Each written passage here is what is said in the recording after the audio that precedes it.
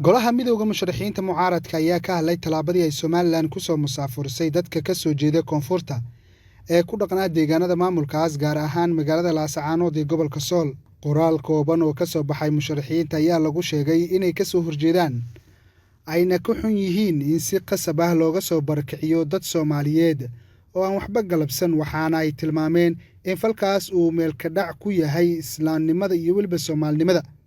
wuxuu ka soo horjeedaa goluhu in faldambiyeed ay dad kooban geysteen loo bartilmaameedsado bulsho idil, dambi wadareed loogu ciqaabo heeb iyo weliba deegaan ay ka soo jeedaan darteeda, isla markaana ay u arkaan in falkaani uu meel ku dhac ka yahay islaamnimada, Soomaalinimada, dimuqraadiyadda, xuquuqul insaanka iyo weliba sharciyadda caalamiga ayaa lagu yiri warka ka soo baxay golaha midowga musharaxiinta.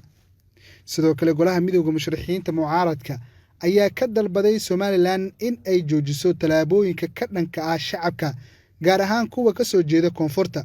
goluhu isaga oo ka damqanaya ku xadgudubka lagula kacay sharafka iyo weliba hantida dadka qasabka lagu barkiciyay ayuu ugu baaqayaa madaxda Somaliland in ay falkaasi ka fiirsadaan degdegna u joojiyaan ayaa lagu yiri qoraalka midowga musharaxiinta. ugu dambeyntii musharaxiinta madaxweynaha ayaa si gaar ah ugu mahadceliyay mas'uuliyiinta iyo weliba dadka kale ee Soomaaliyeed ee isxilqaamay u gargaaridda dadkaasi dhibaataysan. hadalkani ka soo yiri golaha midowga musharaxiinta ayaa ku soo aadaya iyadoo maalmihii ugu dambeeyay Somaliland Laascaanood ka soo saaraysay boqolaal dad ah oo ka soo jeeda dhinaca koonfurta sabab la xiriira ammaanka magaaladaasi oo maalmihii ugu dambeeyay ay ka dhacayeen dilal qorsheysan. Cabdifataax Muumin 5 TV Muqdisho. dayuuradda Hala Airline waxay ku haysaa adeeg hufan, safar raaxo leh, qiimo macquul ah iyo shaqaale u heegan soo dhaweyntaada. si safarkaaga uu u noqdo mid raaxo leh, ku soo dhawow Hala Airline oo u kala gooshta magaalooyinka Nairobi, Muqdisho iyo Muqdisho Nairobi.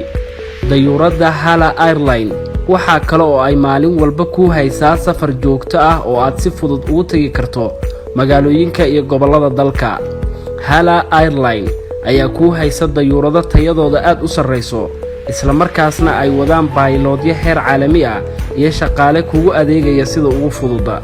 maalmaha Khamiista iyo Talaadada Hala Airline waxa ay u kala gooshtaa Nairobi, Muqdisho, Muqdisho Nairobi.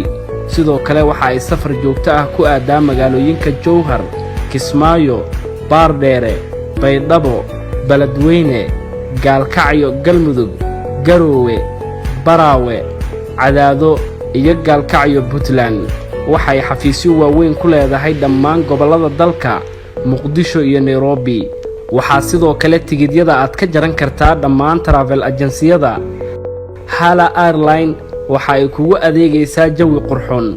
ku soo dhawow Hala Airline iyo safar raaxo leh.